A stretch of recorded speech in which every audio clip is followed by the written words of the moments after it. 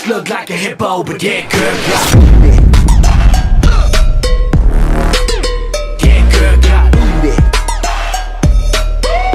Fala galera, beleza? Caí aqui com mais um vídeo pra vocês, galera.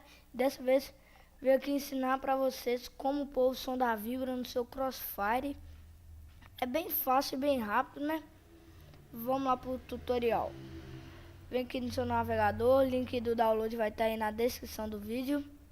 Vem aqui, baixa rapidão, pá. Baixa ali. Rapidão.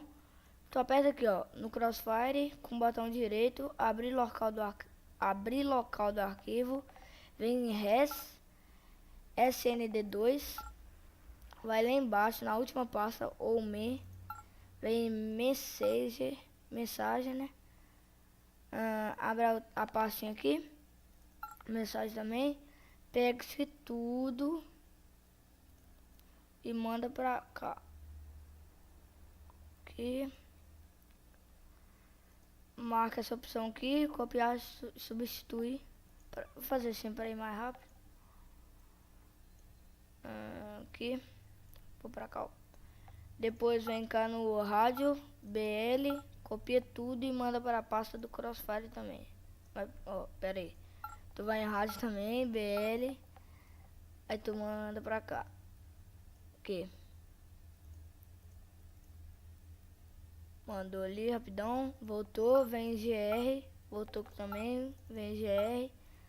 Pega tudo e manda pra cá.